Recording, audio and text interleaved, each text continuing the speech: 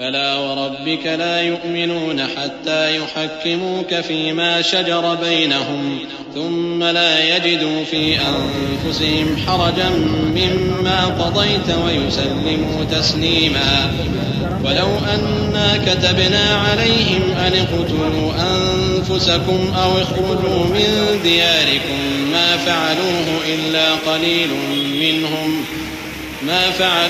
إلا قليل منهم ولو أنهم فعلوا ما يوعظون به لكان خيرا لهم وأشد تثبيتا وإذا لآتيناهم من لدنا أجرا عظيما ولهديناهم صراطا مستقيما ومن يطع الله والرسول فأولئك مع الذين أنعم الله عليهم من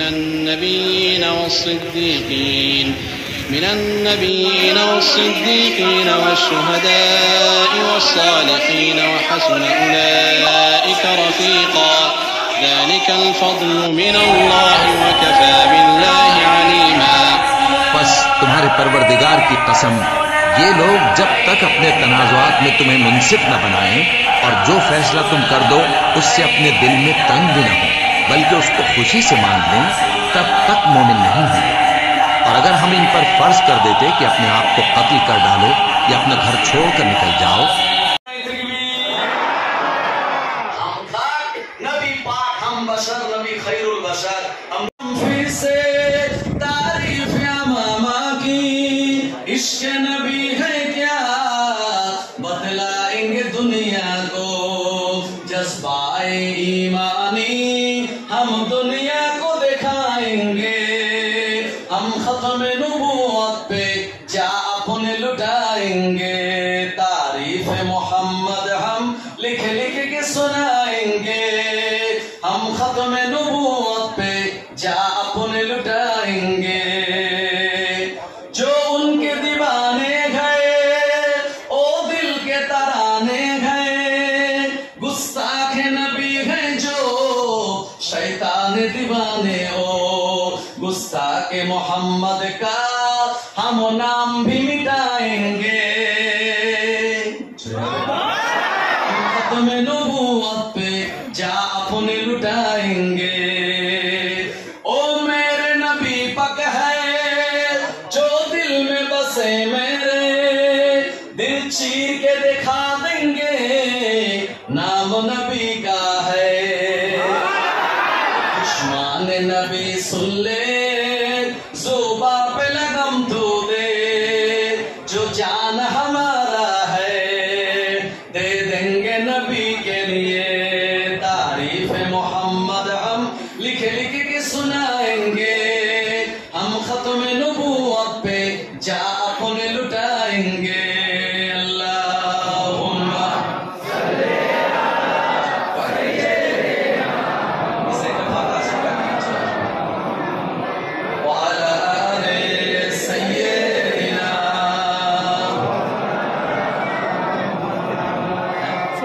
আমার ভাইয়াদের একটু আগিয়ে গিয়ে আসবেন প্লিজ. আমি জানি যদিও আপনাদের কষ্ট হচ্ছে, বারবার বলছি, হয়তো রেগে যাচ্ছেন যে হুজুর বারবার খাদ্য খাও, কারণ একসঙ্গে খাদ্য খাওয়ার ভিতরে কি আছে? বরকত আছে. আমার ভাইয়ারা জমাবদ্ধ ভাবে নামাজ পড়ার ভিতরে সওয়াব বেশি আছে না কম আছে? বাড়িতে নামাজ পড়লে আপনার যে সওয়াব হবে মসজিদে নামাজ পড়লে তার থেকে 27 গুণ বেশি সওয়াব হবে. তাই এটি আল্লাহর ঘর মসজিদ, এই জায়গায় একটু সুযোগ করে দিন পিছনের মানুষগুলিকে, তারা একটু এসে এসে বসবেন. আমার ভাইয়ের একটু আগে এগিয়ে চলে আসুন. নবীজি সাল্লাল্লাহু আলাইহি ওয়াসাল্লামকে আল্লাহ পাক আমাদের জন্য বড় নিয়ামত করেছিলেন. কোরআনুল মাজিদে আমার আল্লাহ শুনিয়েছেন, ইয়া আইয়ুহান নাবিয়্যু ইন্না আরসালনাকা শাহিদান ওয়া মুবাশশিরান ওয়া নাযীরা ওয়া দাঈয়ান ইলাল্লাহি বিইজনিহি ওয়া সিরাজাম মুনীরা. কোরআনুল মাজিদে আমার আল্লাহ পাক আমাদের নবীকে সুন্দর সুন্দর নাম দিয়েছেন. আমার আল্লাহ আমাদের নবীকে ইয়া মুহাম্মদ বলে কোন জায়গায় ডাকেননি. আমার আল্লাহ আমাদের নবীকে বললেন ইয়া আইয়ুহাল মুযাম্মিল কুমিল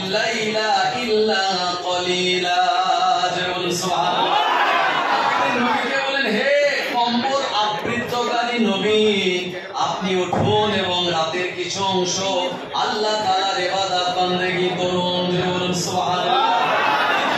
আল্লাহ আমাদের নবীকে নাম দিয়ে বলেন, ইয়া আইয়ুহাল মুদাসসির কুম ফাআনজির, ও চাদর আবৃতকারী নবী আপনি আমরা বলি আসসালামু আলাইকুম, আপনার উপরে আল্লাহর রহমত বর্ষিত হোক। আল্লাহ তাআলার কি রহমতের দরকার আছে? তিনি তো নিজেই রহমতের উৎসস্থল। এজন্য আমাদের নবীজি আল্লাহ তাআলার তিনি শুকরিয়া জ্ঞাপন করে বললেন, আত্তাহিয়াতু লিল্লাহি ওয়াস সালাওয়াতু ওয়াত তাইয়্যিবাতু, এ পর্যন্ত যেই বলেছেন। আর আমাদের আল্লাহ তিনি বললেন, আসসালামু আলাইকা আইয়ুহান নবী ওয়া রাহমাতুল্লাহি ওয়া বারাকাতুহু। আরেকটু মাছালকে বলেন আমার ভাইজানেরা। এজন্য প্রিয় নবী সাল্লাল্লাহু আলাইহি ওয়াসাল্লাম যেহেতু আমার আল্লাহকে তিনি দেখেছেন, আল্লাহ বলেন, হাবিব আপনি হলেন শাহিদ ও মুবাশশিরা, আপনি হলেন সুসংবাদদাতা। আল্লাহ পাক আমাদের জন্য 8টা জান্নাত বানিয়েছেন, দারুস সালাম, দারুল মাকাম, দারুল করার, জান্নাতুল খুলদ, জান্নাতুল নাঈম, জান্নাতুল আদান, জান্নাতুল মেওয়া, জান্নাতুল ফিরদৌস। এই জান্নাত আমরা কেউ দেখি না, অথচ মেরাজের রাতের বেলা প্রিয় নবী সাল্লাল্লাহু আলাইহি ওয়াসাল্লাম আমার আল্লাহর দয়ার রহমতের জান্নাতগুলি পরিদর্শন করেছিলেন। এজন্য আল্লাহ বলেন, হাবিব আপনি হলেন মুবাশশিরা, মানে জান্নাতের সুসংবাদদাতা। আপনি হলেন নাযীরা, মানে জাহান্নাম থেকে ভয় দেখানেওয়ালা। কারণ আল্লাহ গুনাহগার বান্দা বান্দীদের জন্য জাহান্নাম বানিয়েছে কটা? 7টা। কোন জাহান্নামের নাম সাকার, কোন জাহান্নামের নাম জাহিম, কোন জাহান্নামের নাম ওয়াইল, কোন জাহান্নামের নাম হুতাবা। ও আমার ভাইজানেরা, এই 7 জাহান্নাম আল্লাহ পাকের নবীজি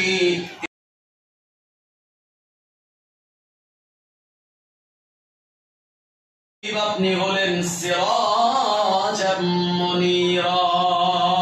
সিরাজ মানে হলো প্রদীপ, মুনীর মানে হলো উজ্জ্বল। আজকে এই সুন্দর করে মসজিদে আপনার ডেকোরেশন করা আছে, লাইট গুলি ফল সিলিং এ দেওয়া আছে, কেন? মসজিদটা যাতে আলোকিত হয়। ও আমার ভাইজানেরা, এইজন্য গোটা পৃথিবীর মিডিল পজিশন জায়গা হলো মক্কাতুল মুকাররম।